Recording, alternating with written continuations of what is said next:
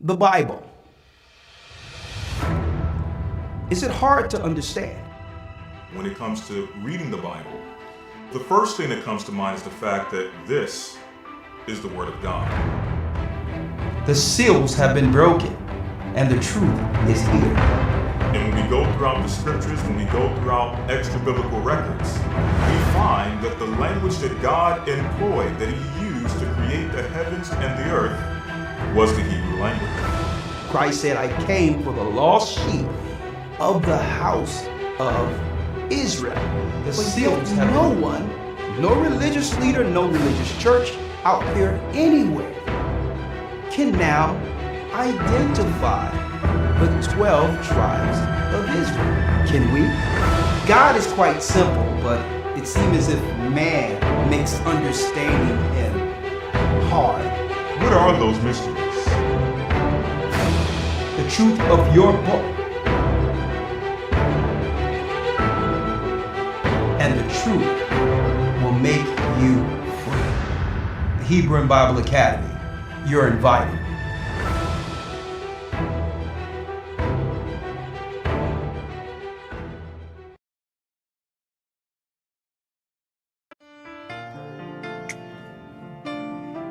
To Zion.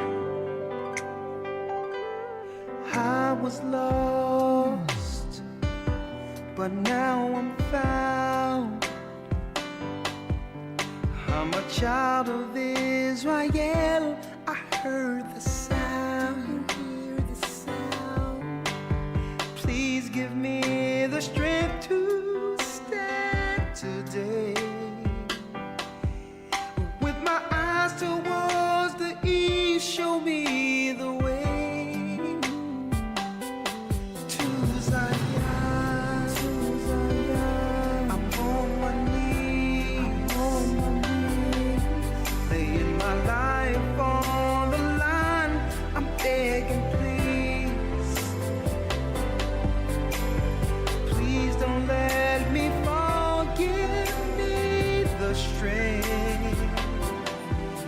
Place my feet, Lord God, my path, show me the way to Zion.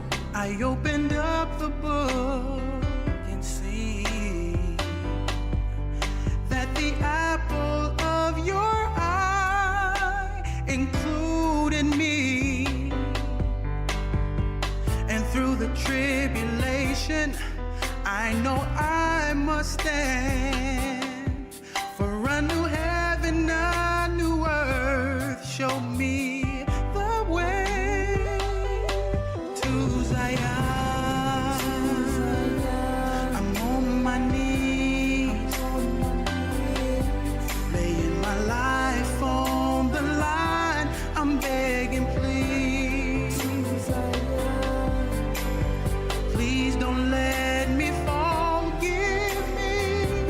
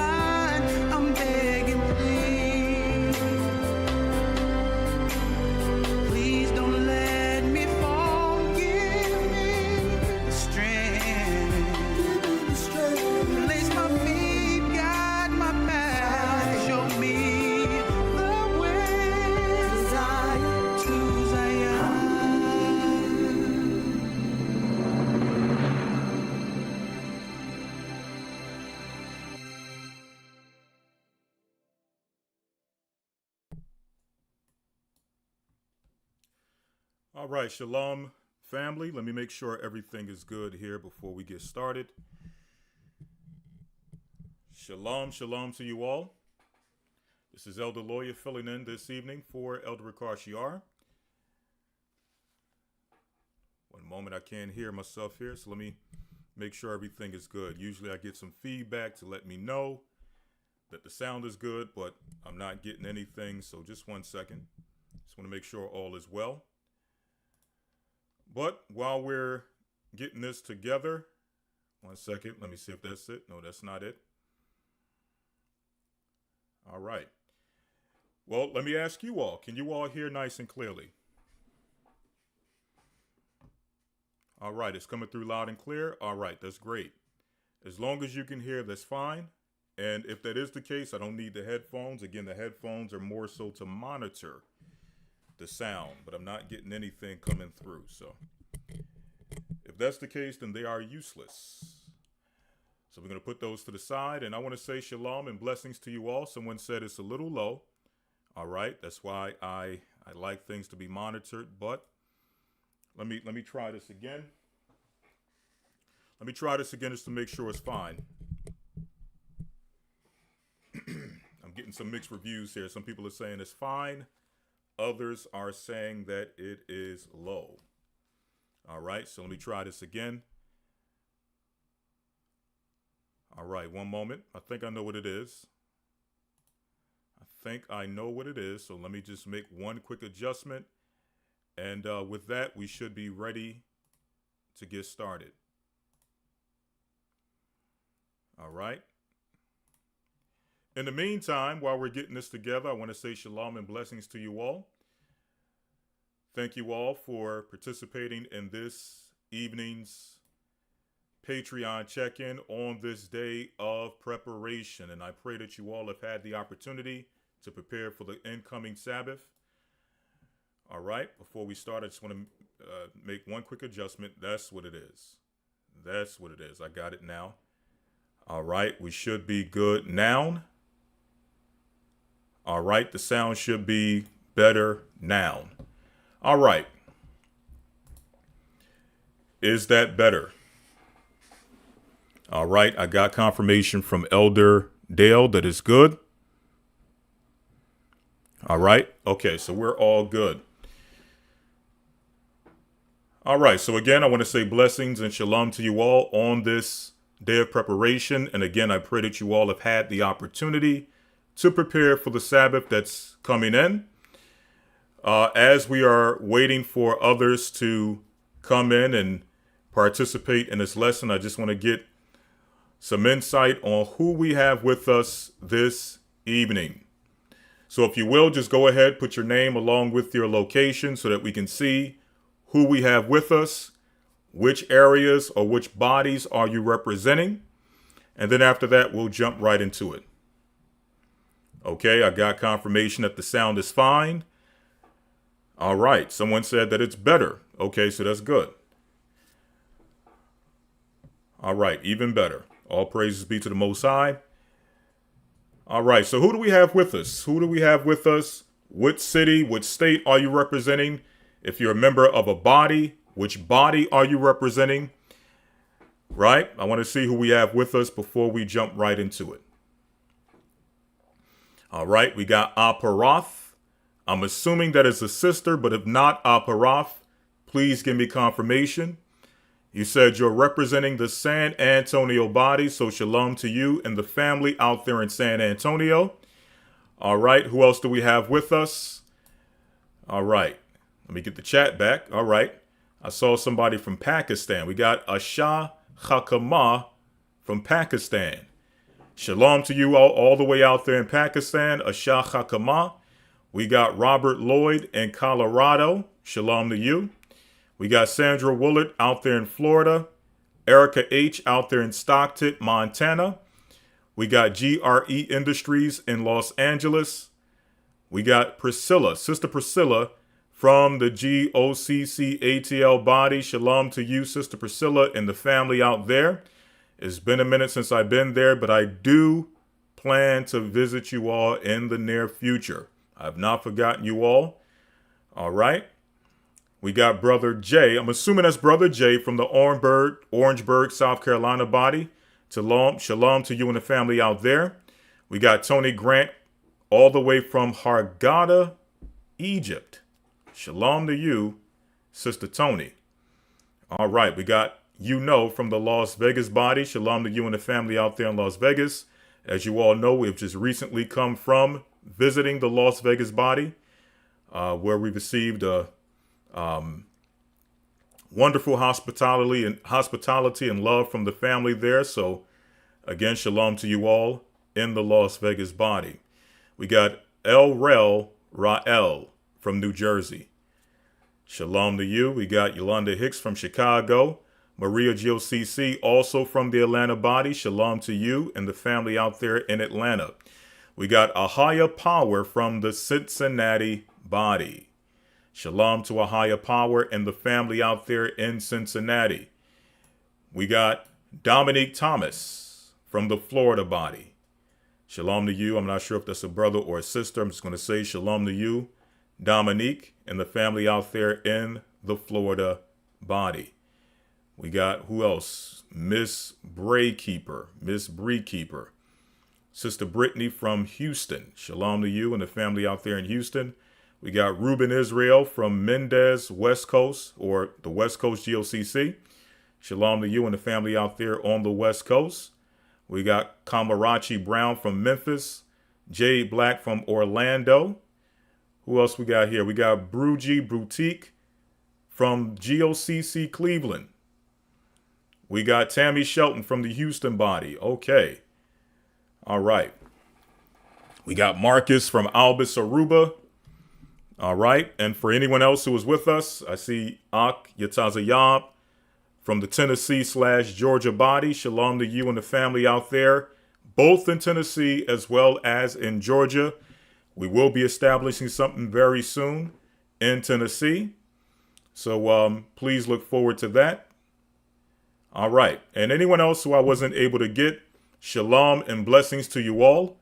I pray that your day has been blessed up until this point. At this time, we're going to jump right into our Patreon discussion. The topic of discussion will be Q&A leading up to this week's Academy. All Academy questions will be answered. Now, I'm pretty sure some of you, when you saw this title, you were wondering exactly what it is we were discussing this evening. So basically, what we're going to try to do this evening is answer any questions that you've had from any past academies that you've been in. For anyone who has been in any previous academy who have had questions and those questions were not answered, we're going to give you the opportunity this evening to ask those questions. All right. So that will be the main focus of this evening's Patreon. Before we get into it, I would be amiss not to go into some of the lessons and some of the things we're going to be discussing in the upcoming Hebrew and Bible Academy, which begins this Sunday at 9 a.m. Eastern Time. So very quickly, let me go over the Hebrew and Bible Academy, what we'll be discussing, what we'll be covering. And then after that, we'll probably answer maybe one or two questions on this side before jumping over to the other side, which is the Patreon side. For those who don't know about Patreon or how to join the Patreon, I'll show you that very quickly. But not without first discussing the up and coming Academy. All right, so for those who are wondering first and foremost, how do you join the Hebrew and Bible Academy? Well, what you do is you go to this webpage called historytimes.org. And this is basically going to give you all the information you need on how to join the Academy. All right, let me make sure that's good so you all can see it. Let me just make that quick adjustment. All right, so this is the page where you would go to enroll into the Hebrew and Bible Academy. As I've mentioned, the Hebrew and Bible Academy begins this Sunday at 9 a.m. Eastern Time. All right. So, what do we discuss in the Hebrew and Bible Academy? Well, for the first portion of the Hebrew and Bible Academy, when I say the first portion, the Academy is broken down into 3 different sections. For the first section, we cover the Hebrew. I will be your Hebrew teacher for the 12 weeks of the Academy. And in that section, we go over the original ancient Hebrew language. We cover a range of topics dealing from conversational Hebrew. Also, we deal with biblical Hebrew. This Academy, we're going to be dealing with a mix of both. A little bit of biblical Hebrew, especially when we're touching into different aspects of either prayers, the priesthood, and the ministry of the priesthood. For example, when we talk about, let's say, the priest's garments, right? The priests had their garments, the mitre, the ephod, and just various elements of their garments. Well, how do you say those things in Hebrew? How do you say mitre in Hebrew? How do you say ephod in Hebrew? How do you say the tassels or the fringes that were worn by the priest as well as the Israelites in general?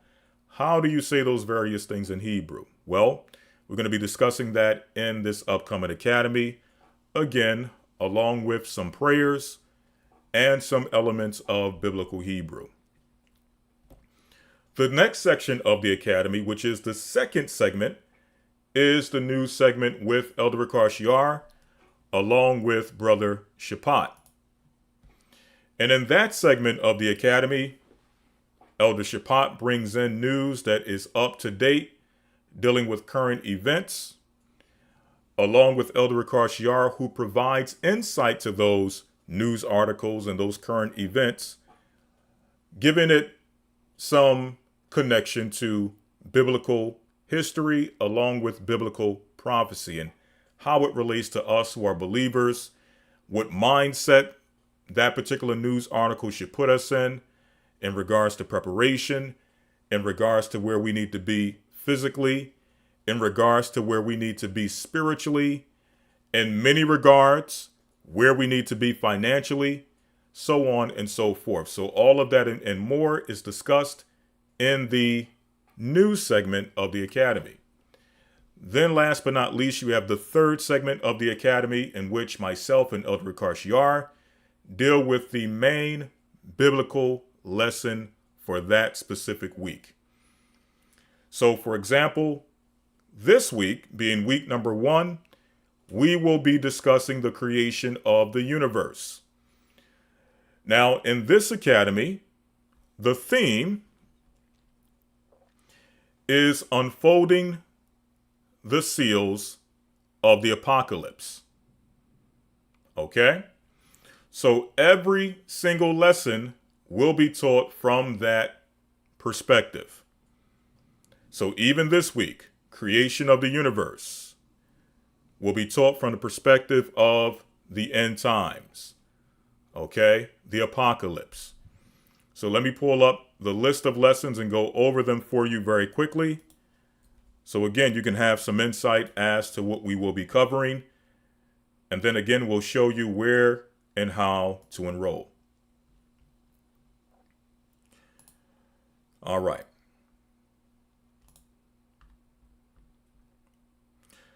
So starting off in week number 1, which is this Sunday will mark the beginning of week 1. We have the creation of the universe, declaring the end from the beginning. So from the time that the Most High began to create the universe, he had a goal in mind. He had the end game in mind. And we're going to discuss that when we go over the creation of the universe. Right? The Bible tells us that the Most High declares the end from the beginning. So that's what we'll be delving into in this upcoming week. in the creation of the universe. We also have tracing the serpent seed, the final judgment of evil. What will happen to all of the dark, evil forces which were introduced into the earth? And I'm not going to go too much into it. We're going to discuss it in week number 2.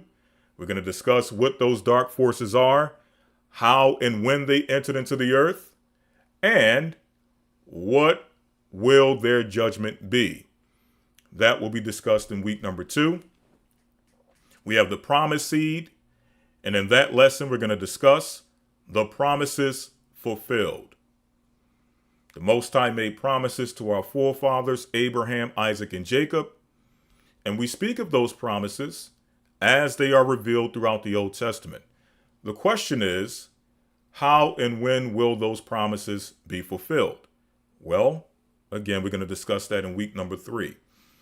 Week number 4, we have who is Edom, the future of the Idumeans. So usually we touch on the origin and the history of Edom, his birth, tracing him through history, even in moments of time in which there's a lot of ambiguity, a lot of mysteries pertaining to who he is, where he is, what people in modern times are associated with him, and then also, what will his final judgment be?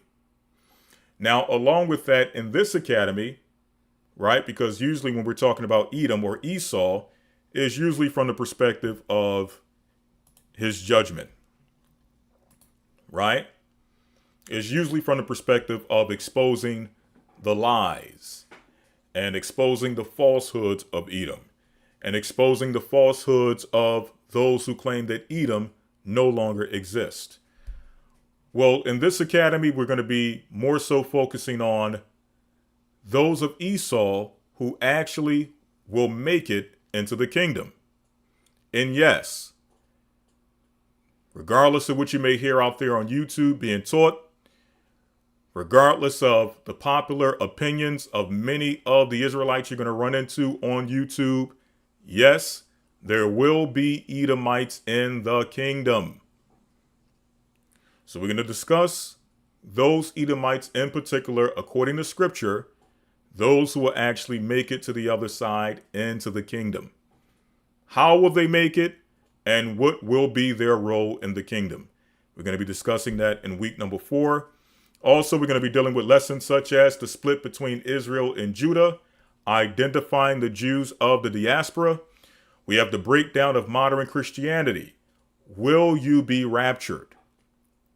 And that's very important, especially in the theme of this academy, because dealing with unfolding the seals of the apocalypse, many people, when we talk about the end times, have a concept in their mind as to what will happen in the days of the end, as it relates to Christians, those who believe. You have many out there who believe that Christians don't necessarily have to worry about the seals of the apocalypse or the time of the end, because according to what they have been taught, they will be raptured before any persecution or any tribulation enters into the earth. And we're going to put that doctrine to the test. We're going to see if that's so according to the Bible. We're going to see if those who believe will be raptured, if they will be taken in a cloud, removed from any level of persecution and tribulation, or will those who believe have to go and endure until the end? Will they have to endure tribulation? Will they have to endure persecution? Well, we're going to discuss that in our lesson, The Breakdown of Modern Christianity. Will you be raptured? Also, we have the breakdown of Islam, dealing with the fall of Mecca, the final judgment of those who deal in that specific religion. We have the secret cult of Moloch. We have the judgment of modern day Sodom and Gomorrah. We have making it through Jacob's trouble, the 4 beasts of Daniel, and I think we're gonna switch that one around. We've covered that quite a few times. I think we're gonna switch that one out and bring forth a new lesson that we have not taught before in the academy. Just hold tight and wait for that announcement. And then last but not least, we have the kingdom of God. after we make it through all of the tribulation, after we make it through all of the persecution, after we see the seals of the apocalypse unfold, what will be the reward of those who endure until the end? And that's what we'll be discussing in that lesson, the kingdom of God. So again, if you're interested in enrolling in this academy, you can go to historytimes.org. That will bring you to this page specifically. And this page will give you all the information you need to enroll. In fact, as you see here, if you click on this button, it'll take you straight to the place where you need to enroll for the academy. All right. All right. So just to show, I want to see how many of you have been in the academy, and along with that, how many times have you been in the academy? All right. So alongside your name, just put how many times you specifically have been in the Hebrew and Bible Academy.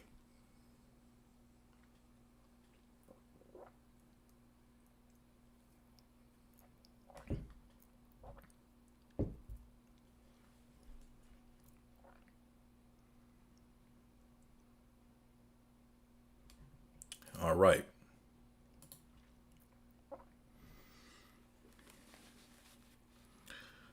All right. Oh, seems like we got our first question. I'll double back to that.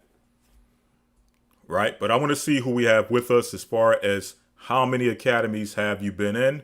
We got Nina Garza, who says she has been in 15, at least 15 academies. I want to thank you, Sister Nina, for your support of the academy. We got Ahaya Power, who said they have been in 2 academies. Thank you for your support. We got Malcolm Hill, who has been in for 21 academies.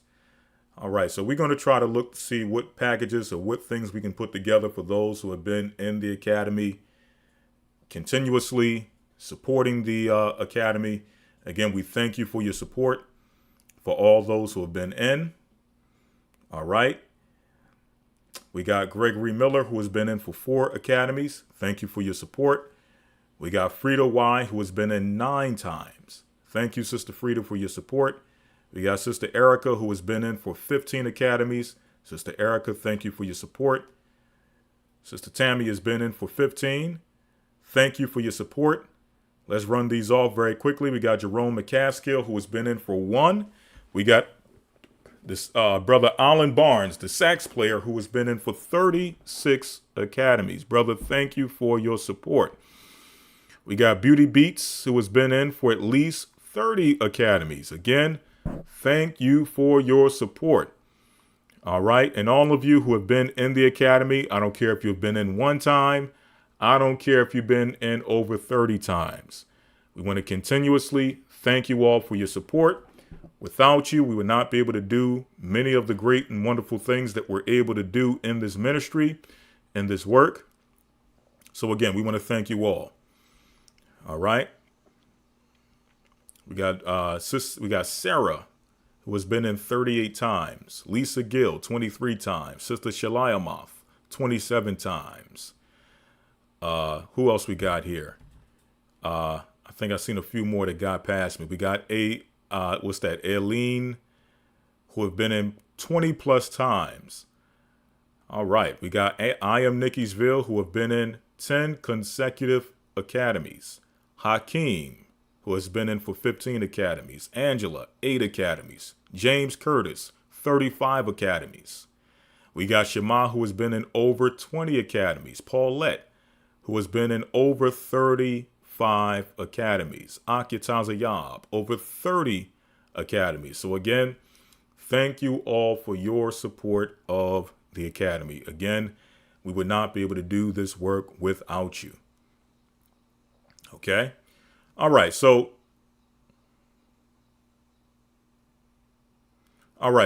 as I promised, before we transition over to the other side, by the other side, I mean Patreon. Elder Dale, if you can put the Patreon in the chat, the Patreon link inside the chat, so that they can know exactly where to go if they decide they want to sign up for the Patreon.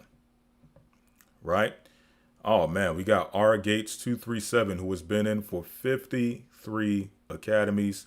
RJ Gates, thank you for your support. All right, thank you. All right. We got Mary Daniel who has been in for 17. All right, great. Great. Again, thank you all. Thank you all.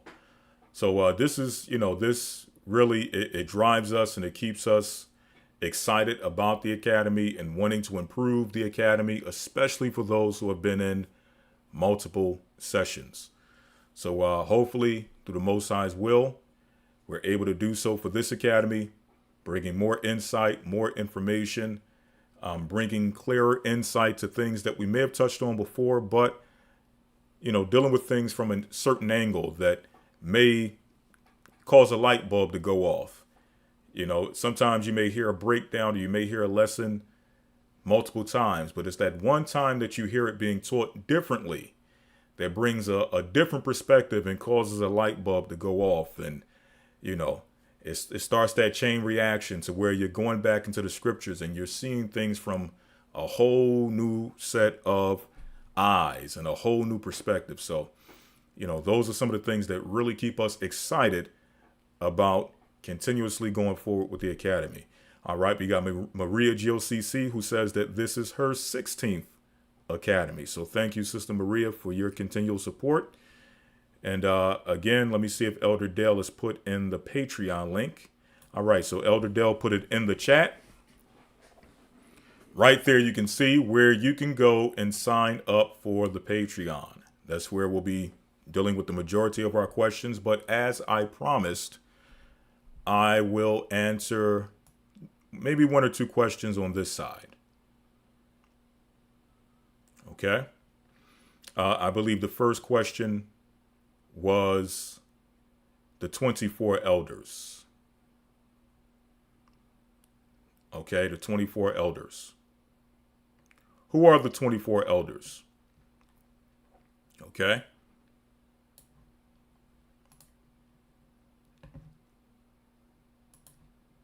All right, let me make sure this is caught up to speed.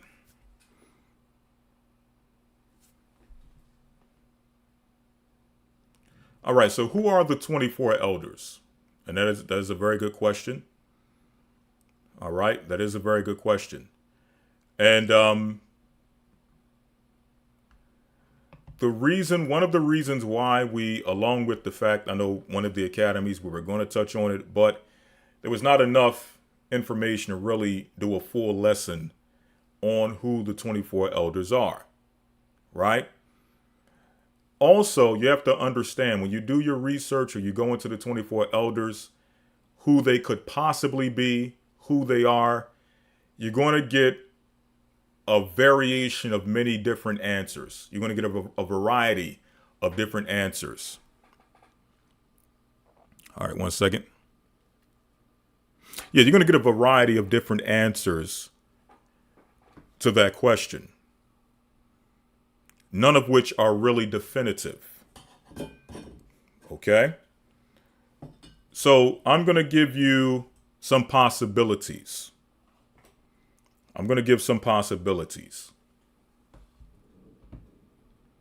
Okay? Some of which you'll find if you do research, and others just simply based upon throwing out some possibilities of who may be included in that number. Okay? And this is just hypothetical. This is not law. This is not doctrine. This is hypothetical. Right? And I'm going to keep it in that realm of hypothetical until we're able to, really come down with a definitive breakdown with insight, scripture, or what have you, that definitively identifies who the 24 elders are. Again, this is hypothetical. All right. So one of the things you're going to find if you look this up, I'm just going to pull up an example, right? I'm going to pull up an example of what you'll find when you look up who are the 24 elders?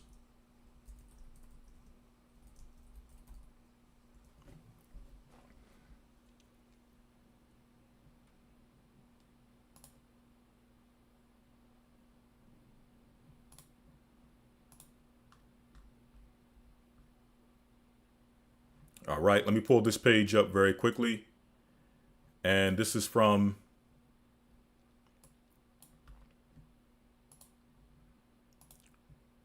BibleStudyTools.com. Do we know who the 24 elders of Revelation are? By Clarence L. Haynes Jr. Right? This article is from January 13, 2023.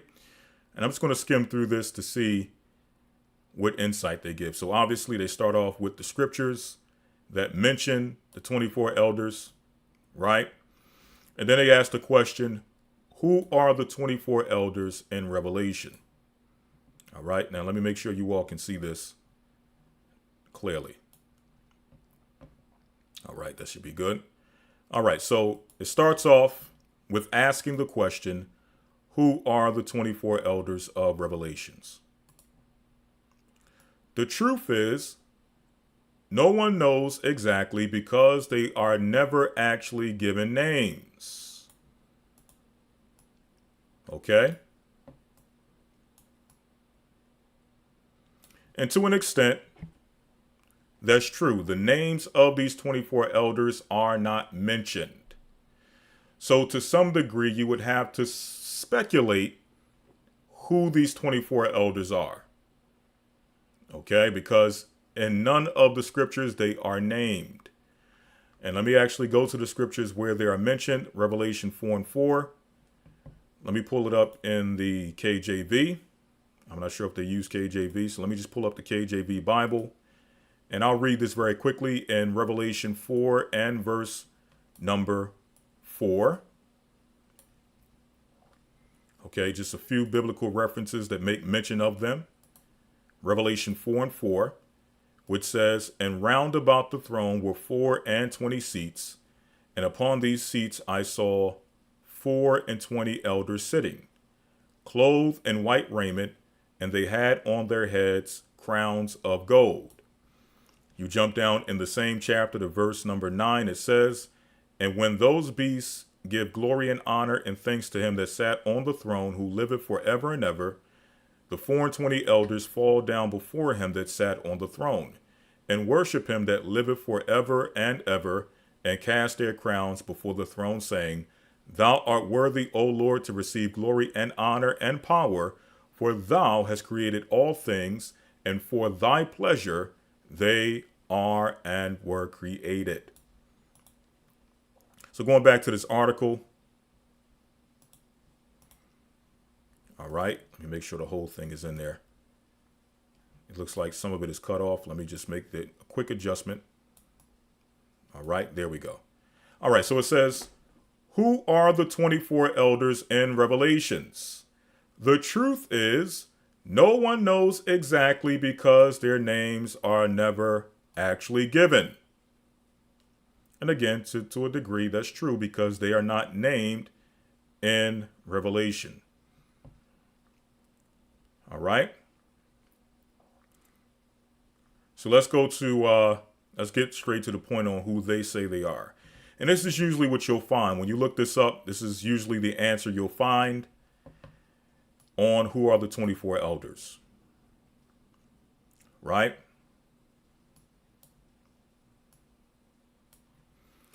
It says there's another possible idea or symbolism tied to the 24 elders. Some scholars would say that the 24 elders represent the 12 tribes of Israel combined with the 12 apostles. So this is normally the answer you'll get when you look this up. Again, some would say that it's the 24 elders along with the 12 apostles, or Salakia, the 12 tribes of Israel along with the 12 apostles. 12 and 12 is 24, and that's your answer, right? Again, since the Bible is not clear who the 24 elders are in Revelation, these are just ideas that can help you possibly understand who they might be or represent. Now it says, are the elders angels or heavenly beings? Now we're going to come back to this in a moment. Some would argue that the 24 elders are angels.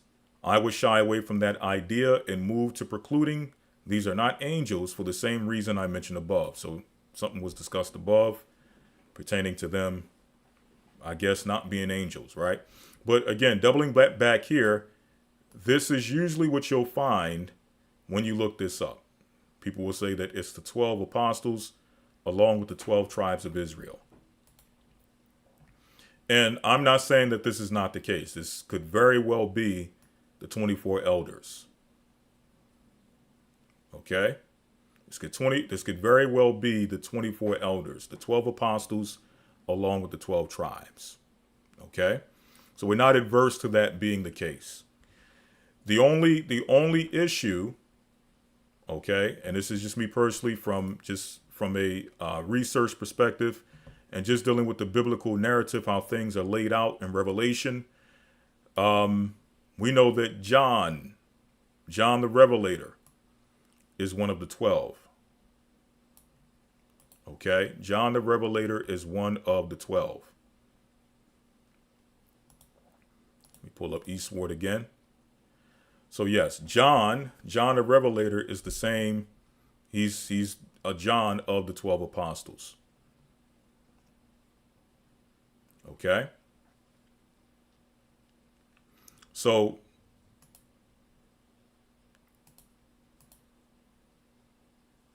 if the 24 elders are the 12 tribes along with the 12 apostles, we see John still operating on the earth. We see John operating within the book of Revelation, still on the earth. So if he's one of the 24, along with the rest of the 12 apostles, it would be a little, not saying that it's impossible, but for him to be looking and seeing a vision of 24 elders and he actually being one of them still operating on the earth, that would be a little strange. Is he seeing himself among the 24? What exactly is he seeing taking place in heaven? Again, not saying it's impossible. We know with the Most High, all things are possible. But that's one of the questions that arise when this answer comes up. Again, is it impossible? No. Could it be that it's the 12 apostles along with the 24 or the 12 patriarchs? Absolutely. That is very well possible. Okay. But there are some other possibilities as well. Okay, there's some other possibilities as well.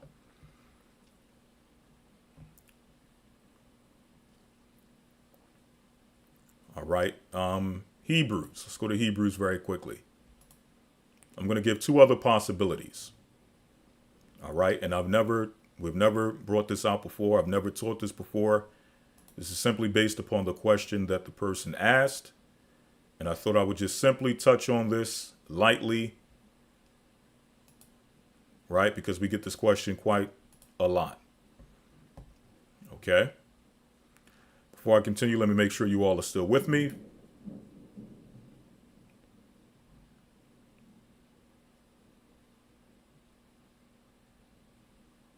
All right. Okay. I'm assuming everything is still good. We are having inclement weather here, so if things cut out, just know that it's based upon the weather. But let me continue. All right. Another possibility. Going back to Eastward. In fact, before I go to this one, let me go to another one. Then I'll come back to this. I'll come back to Hebrews.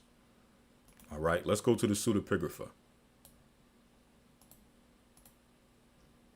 All right. Let's go to the pseudepigrapha of the Old Testament. All right. And let's go to the book of Jubilees. Show another possibility of who the 24 are.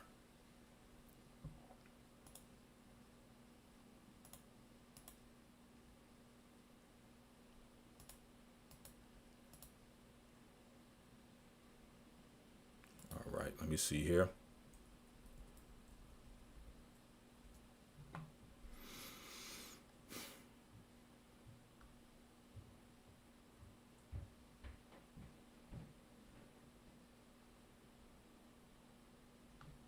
All right, where can I find that excerpt? All right.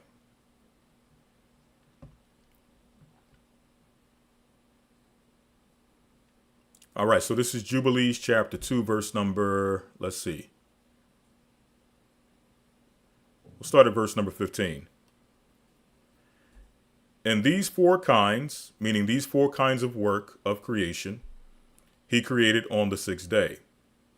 And there were altogether 22 kinds, meaning 22 kinds, 22 kinds of works that were created from day 1 all the way to day 6. Verse 16 says, and he finished all his work on the sixth day. All that is in the heavens and on the earth and in the seas and in the abysses and in the light and in the darkness and in everything. And he gave us a great sign, the Sabbath, that we should work 6 days, but keep Sabbath on the seventh day from all work. And all the angels of the presence and all the angels of sanctification, and these two great classes, he have bidden us to keep the Sabbath with him on heaven and on earth. All right, let me jump down and get straight to the point. There's a point I want to get here. All right, here it is. Verse 22. And he caused his commands to ascend as a sweet savor acceptable before him all the days. There were 22 heads of mankind from Adam to Jacob. And 22 kinds of work were made until the seventh day. So again, that's what we discussed earlier. From day 1 all the way to day 6, Jubilee states that there were 22 specific works that the Most High did on those 6 days. By works, meaning works of creation. The creation of the light, the creation of the firmament, the creation of the sun, the creation of the moon. These are all kinds of work that were created from day 1 all the way to day 6, right? You can read that in Jubilees 2. But the key point is verse number 23, where it says that there were 22 heads of mankind from Adam to Jacob. Okay. So from Adam to Jacob, there are 22 men who were established as the heads of mankind. These 22 men are the righteous lineage of Adam, going all the way from Adam, all the way down to Shem, all the way down to Eber, all the way down to Abraham, Isaac, and Jacob. Right? So that would be 22 men right there. Right? So this says 22.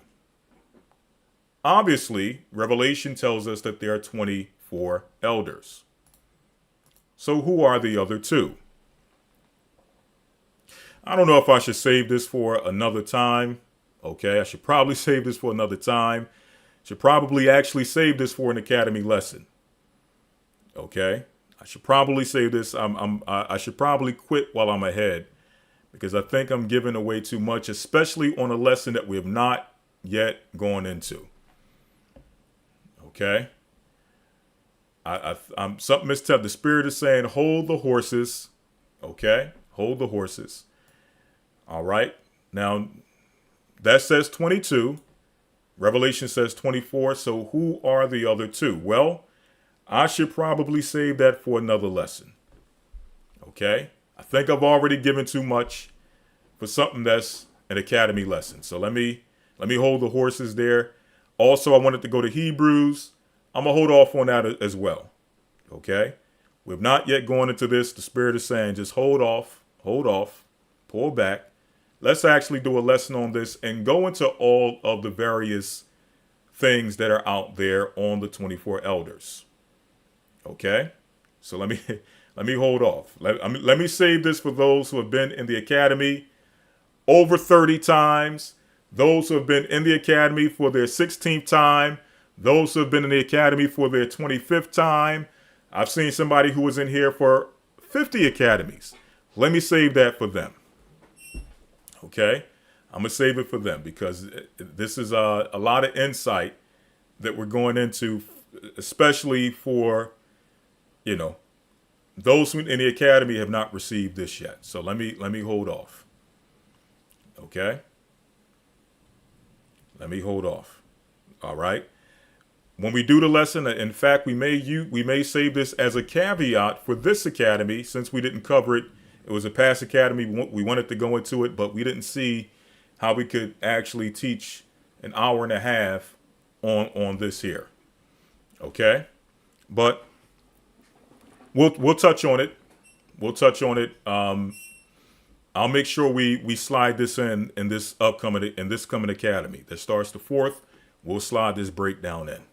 I think I've already given too much already, but nonetheless, those in the academy will get the rest. All right. For those who out there, for those who have who are up on their studies, you probably already know where I'm going, but still, let me save it for the academy. All right. All right.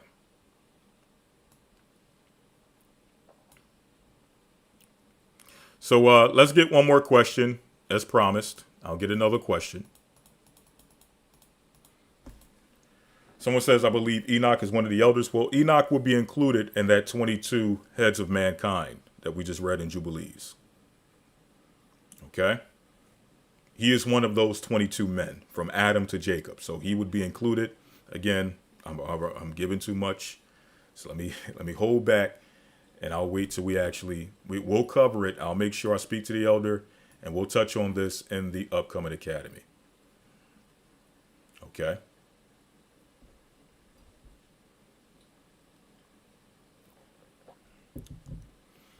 All right. One more question before we move over to Patreon.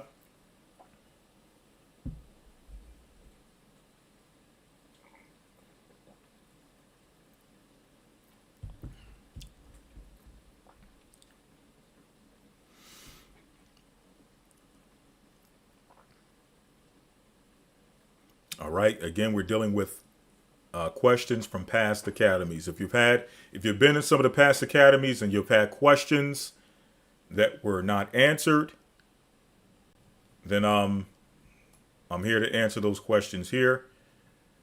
Again, I'll do one more on this side before we go to the Patreon side.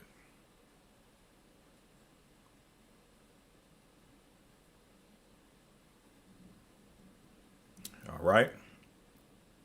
Any academy questions?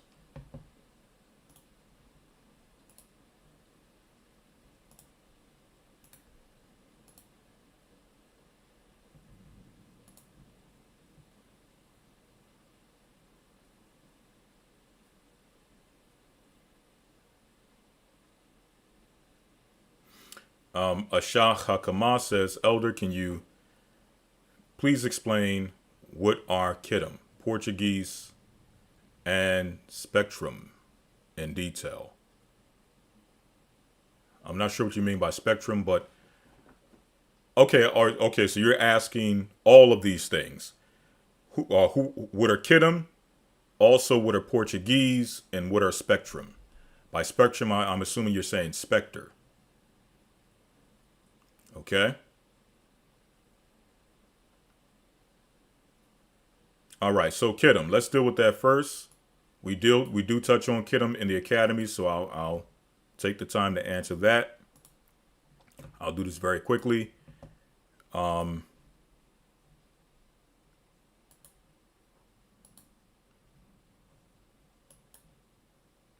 Where's the Bible? Let me pull up the Bible. All right.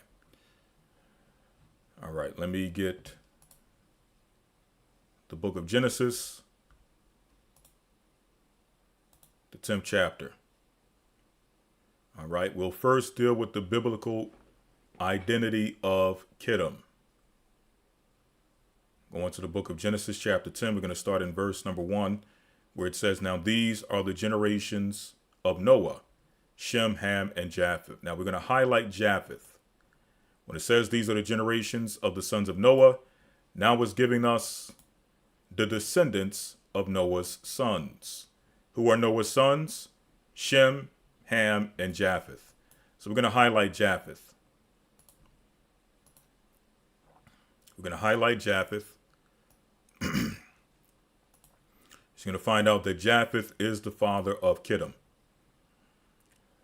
So it says here in verse number 2, the sons of Japheth, Gomer, Magog, and Madai, and Javan, and Tubal, and Meshach, and Taras, and the sons of Gomer, Ashkenaz, and Rapath, and Togarmah, and the sons of Javan, Elisha, Tarshish, Kittim, and Dodanim.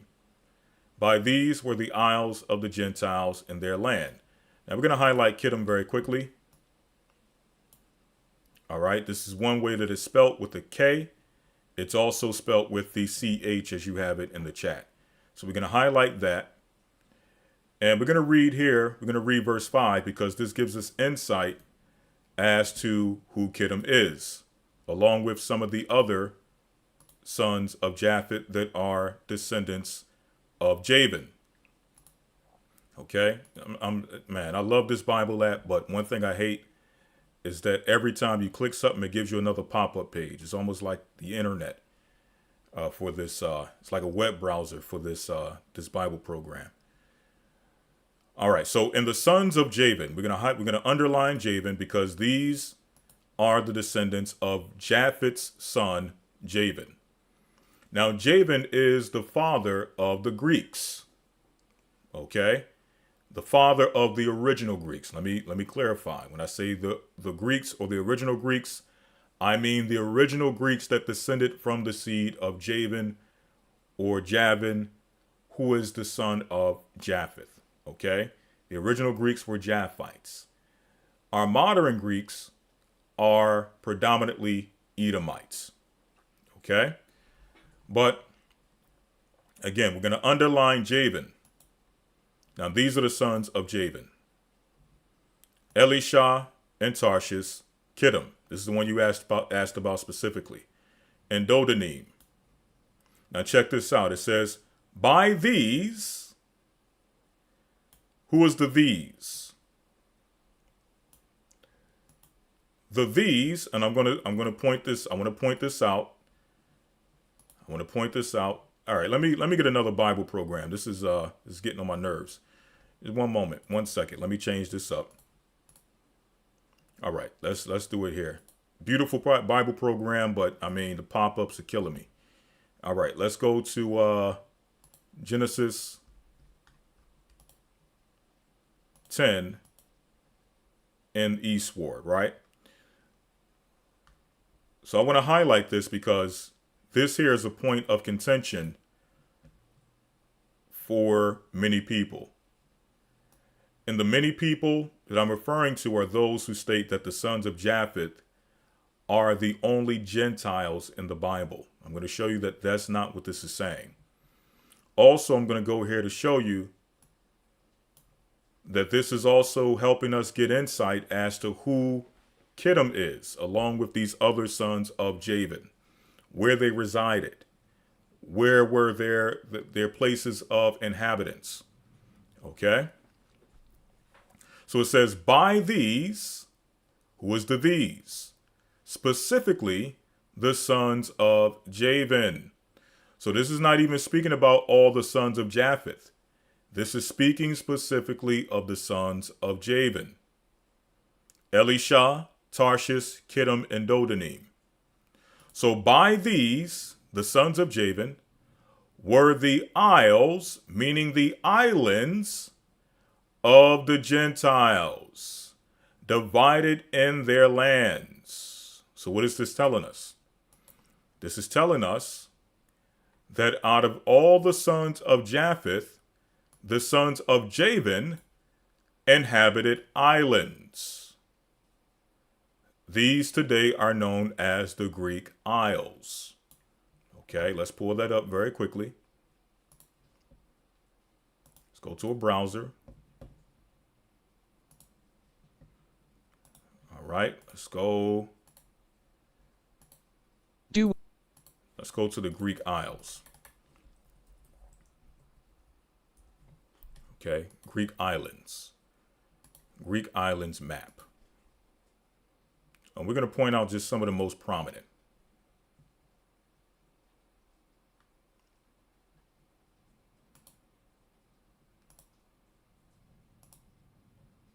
All right. This is from worldatlas.com. So here you have Greece. Okay, hopefully you all can see this. You have Greece. Okay, right here. And then you have the islands that surround Greece within the Mediterranean Sea. Islands such as Crete. Again, I'm just pulling out some of the most prominent. You got Crete. Okay. When you go further east, you have islands such as Malta. All right. Islands such as Cyprus. Okay. These are all examples of Greek islands. Let me see if we can get a better map here. Okay. In fact, let me pull up Mediterranean islands. Mediterranean islands. That may give me a better range of islands. Okay, Mediterranean islands. Let's see if we can find a map that stretches from the west all the way to the east. Let me get a map. Not pictures, but a map. All right.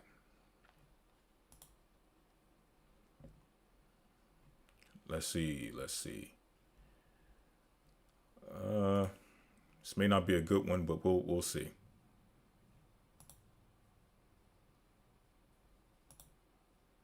All right, this is okay. This is terrible as well. All right, so I'm pretty sure you get the point. Let me try this one. Okay. Doesn't really give us a good view. All right. Okay, so this is better. Okay, this is better. Let me make sure you can see it.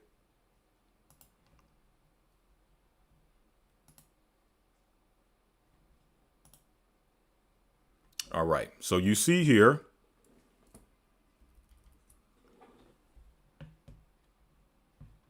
again, you have a few Mediterranean islands here. All right, again, you see Crete. Make sure you can see it. All right, you see Crete. You see Cyprus. You have other islands surrounding Greece. Okay. So these are examples of the isles of the Gentiles, the islands of the Gentiles. All right. The islands of the nations. These nations specifically dwell in the Mediterranean Sea. All right.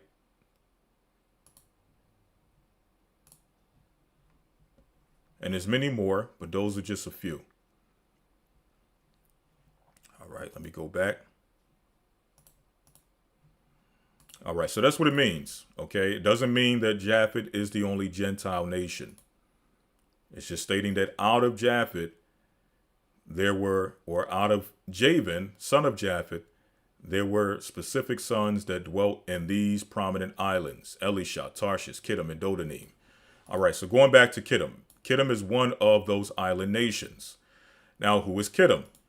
Well, let's go to, very quickly, the book of Josephus. All right, Josephus.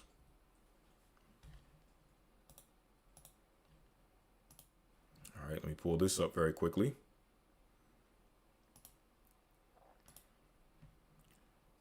All right, I'm going to go to Josephus,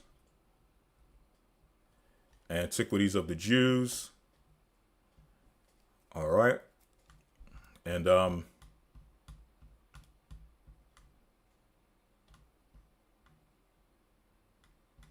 let's see here. All right, so this is Antiquities of the Jews, Book 1, verse 6. Okay. Now, before I continue, a thought just came to mind based on your question. And I just want to make sure that I'm going in the right direction with your question. Right? Because you also mentioned spectrum, which I assume you're mentioning, you're saying specters, right? So I may be going into Kittim,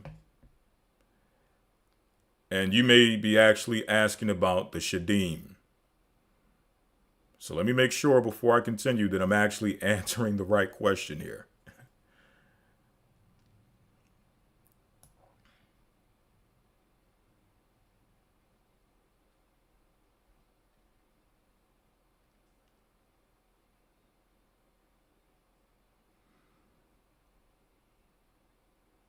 All right, Cedric Lewis said that these are all the sons of Japheth. Okay, not specifically, because you have other sons of Japheth that don't dwell in the islands, that don't dwell on isles, right? You got other sons of Japheth who are landlocked, right? So that wouldn't necessarily apply to them. That specifically applies to sons of Japheth that dwell in the Mediterranean Sea. But Ashkaka. Kittim for the book. Okay, so all right. So you're asking about what is called shedim. Okay, I already went in the wrong direction.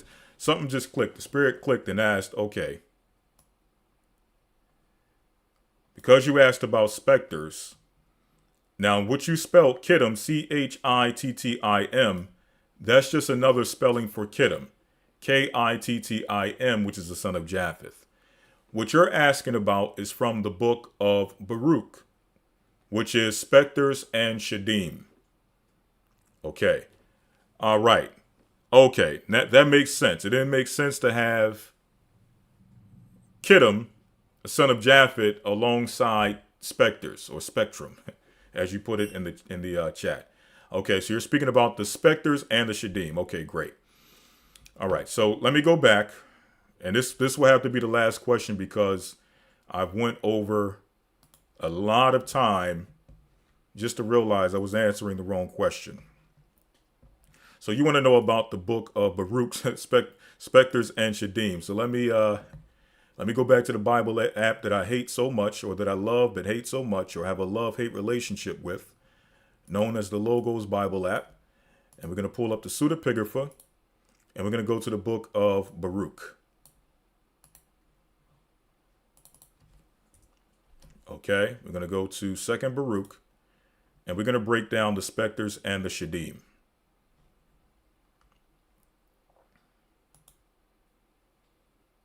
All right.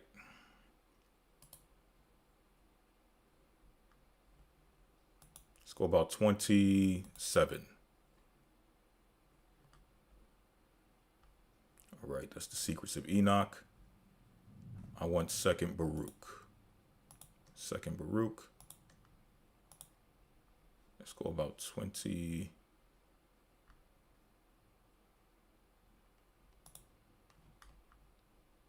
All right, 1 second.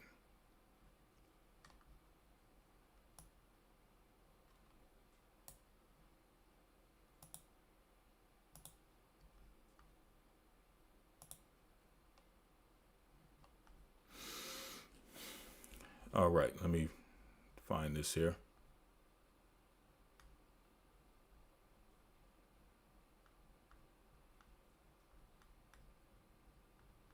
All right, there we are. All right, so chapter 27.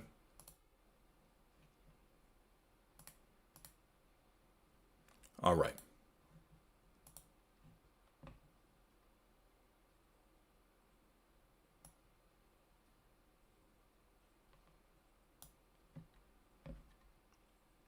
That's no problem at all. I just assumed that that's what you were referring to.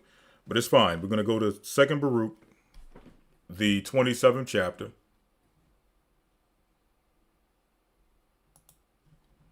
Let's pull this up very quickly. All right. So it says here, 27 and 9, we're going to get straight to the point for the sake of time. And in the 8th part shall be a multitude of specters and the attacks of the shedim. Okay, so as we break down, this is in reference to spiritual attacks. So the question is, how do we know that the specters and the shedim is in reference to spiritual attacks. Let's look up specters first, and then we'll go into the Bible and break down shedim. Okay, let's first look up specter and get the definition of what a specter is. We may have to go to the internet for that one. Let's pull it up. Let's see. Specter. Let's get the definition of a specter.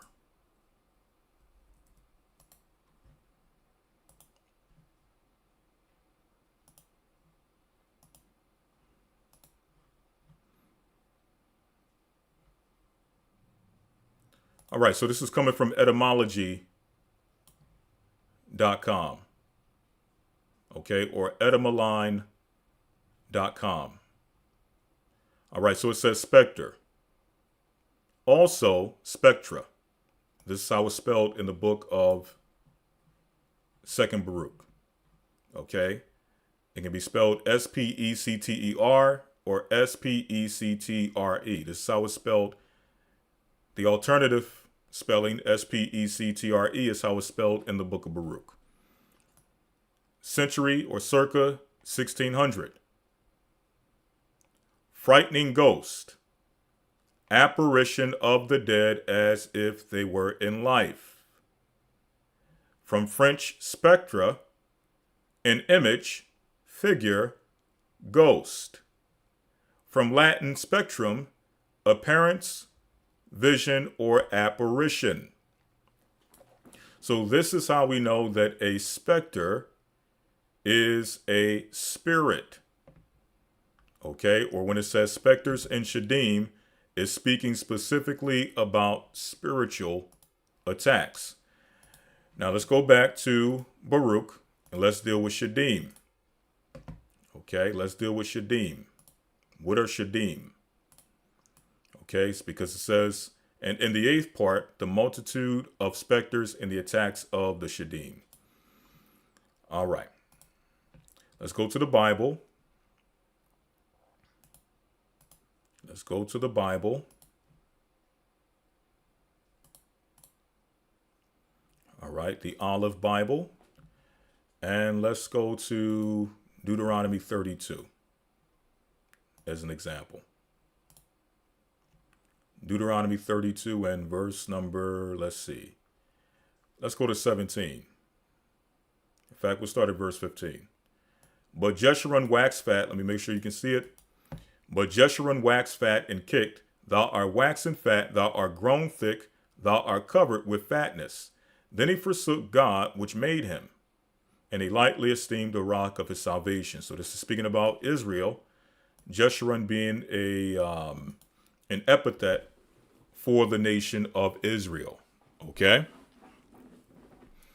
So Jeshurun, or in Hebrew, Yashawan, meaning upright one. Okay, upright one. Again, that's speaking about the nation of Israel. But Jeshurun waxed fat and kicked. Thou art waxen fat, thou art grown thick, thou art covered with fatness. Then he, the nation of Israel, forsook God, which made him, and he lightly esteemed the rock of his salvation. They provoked him to jealousy with strange gods, in abominations provoked they him to anger. They sacrifice unto devils and not to God. All right, I'm not sure if you all can see the pop-up when I click on it. I'm going to try, but I'm not sure if you can see it. If not, I'll find another way. Okay, you all can see that when I click on this. The Hebrew word for devil. This is coming from Strong's H77 or 7700. Okay? And the root word for devil or devils, plural in Hebrew, is shad. Shad. Or, as it says here, said. Said. From H7736, a demon, as malignant devil.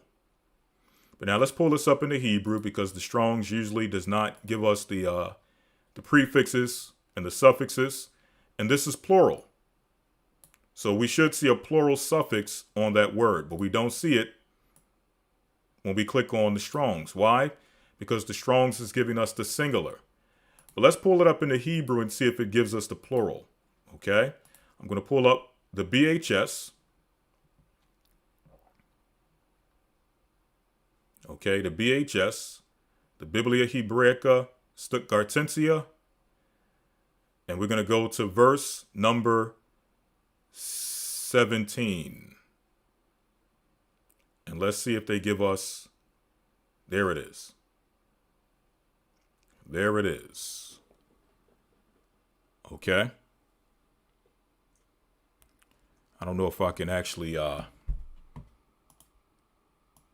want to enlarge this here so you can see it. I'm going to highlight it first. Let me highlight it.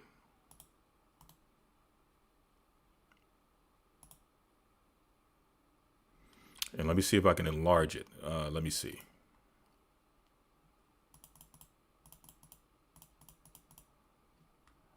All right, let's go back to verse 17. All right, that took us all the way to chapter 31. Let's go back to chapter 32. And we're going to go to verse number 7. And let's see what it gives us here. Or 17, Lawya. All right, so this is the word here. Okay, no, that's not it. That's not it. Okay, let me go back here.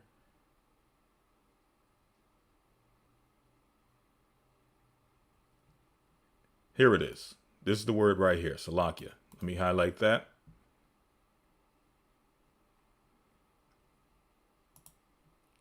Okay, now you can see that highlighted, that pinkish word right there.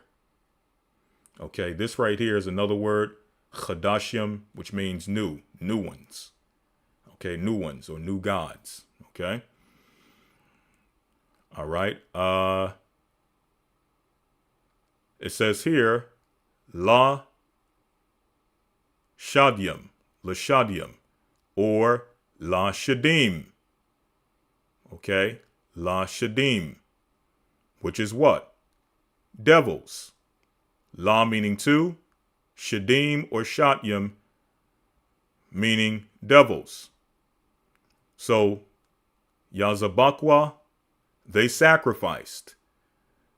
Yad and Wa at the end meaning they. Okay, when you have that combination of Yad as a prefix, Wa as a suffix, that means they. Zabak meaning to sacrifice. So they sacrificed La to Shatyam or Shedim, devils. Okay, so we're going to click on that. And again, notice when we click on the Strong's. Now you see it in the Hebrew text. It has a prefix, la, and it has the plural, the masculine plural suffix, yum. But when you pull it up in the Strong's, notice it takes away both the prefix and suffix. I highlight that for a reason that I'll touch on in the academy. When you're looking up certain things, people draw conclusions based on what they see in the Strong's, not realizing that the Strong's does not give us the prefix or the suffix. It simply gives us the root when we're looking words up. Okay. So it says shad, or for certain words, it only gives us the root. So it says shad, which means demon. The gloss is demon, or the meaning is demon. Okay. Then it gives us the parsing going on. Okay. This is the Brown Driver and Briggs Dictionary or Hebrew Lexicon. It says apparently demon, long word from AS dot, which is Assyrian, Sedu, a protecting spirit, a bull colossus. Okay. So it says CF, meaning cited from Aramaic, Sha or Sheda, a demon. And it goes on and on. Okay. And again, you see it here. La shedim or la shadyam. Okay. To demons. And the reference is citing here is Deuteronomy 32:7. Okay. Also, let's go to the book of Psalms. We're going to pull up Psalms 106 and 37.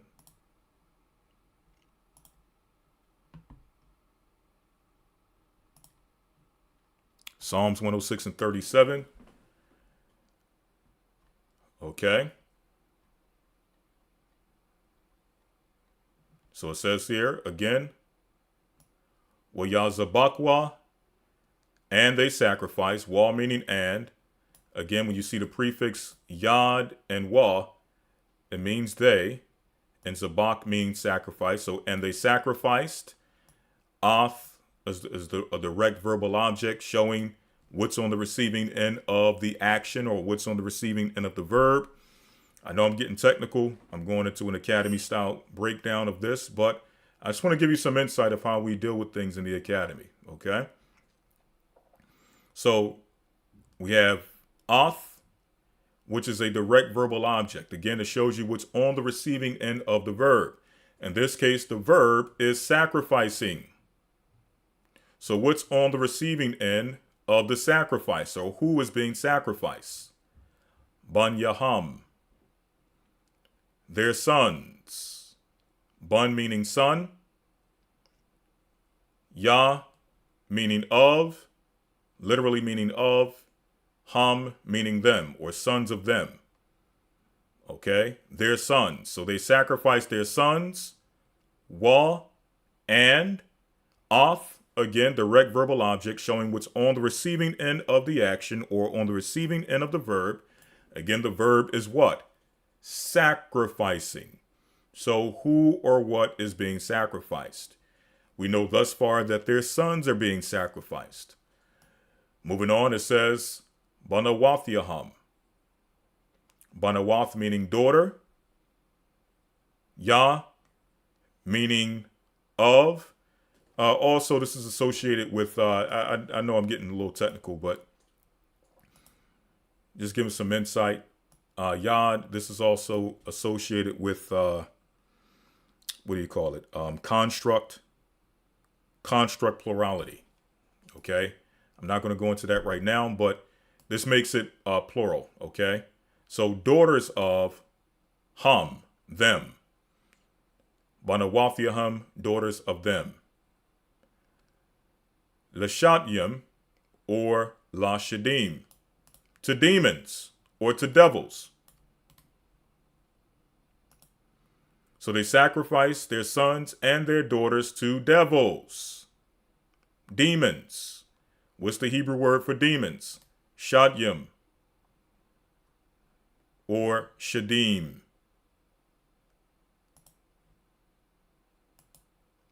Okay. Also, this can be translated as destroyers or destroying ones.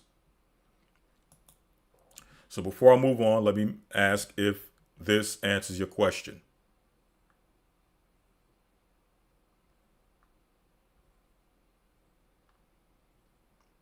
Does that answer the question of the person who asked as far as what are specters and shedim?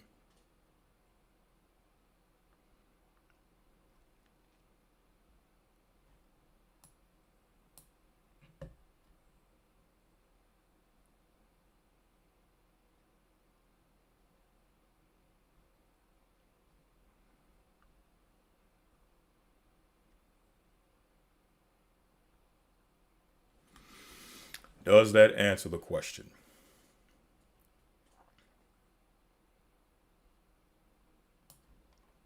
I'm waiting for the response from the person who asked the question to make sure they were edified, or is there something else they're looking for?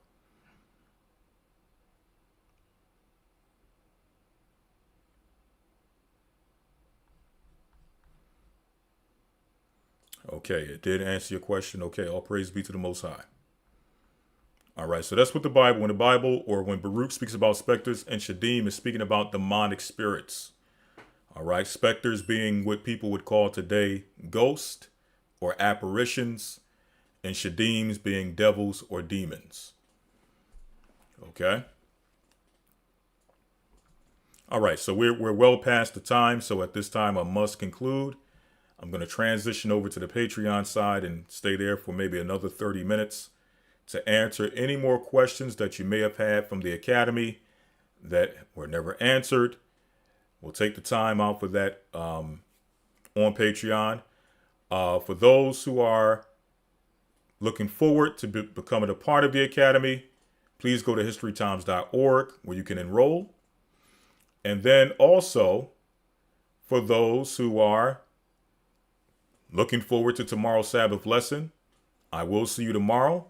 For those who want to ask more questions on the other side, please, you can go to the Patreon link that Elder Dale put into the chat. If you can put it back in, Elder Dale.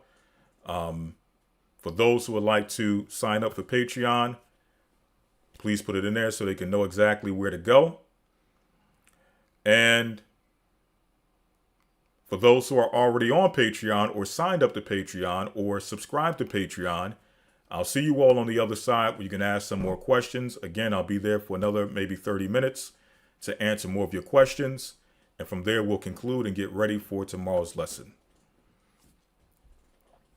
All right. Outside of that, I want to say bless you all and shalom. Happy day of preparation. And when the sun goes down, I want to wish you all a blessed Sabbath. Again, we'll see you guys tomorrow in the Sabbath lesson. And for those who are already enrolled in the academy, we will be seeing you this Sunday. For those who are still looking to enroll, we will see you this Sunday. Go to historytimes.org and please enroll. Okay, you will not be disappointed. With that, I want to say bless you all and shalom. The Bible. Is it hard to understand? When it comes to reading the Bible, the first thing that comes to mind is the fact that this is the Word of God. The seals have been broken, and the truth is here. And when we go throughout the scriptures, when we go throughout extra biblical records, we find that the language that God employed, that He used to create the heavens and the earth, was the Hebrew language. Christ said, I came for the lost sheep of the house of Israel. But yet no one, no religious leader, no religious church out there anywhere can now identify the 12 tribes of Israel. Can we? God is quite simple, but it seems as if man makes understanding Him hard. What are those mysteries? The truth of your book and the truth will make you free. The Hebrew and Bible Academy, you're invited.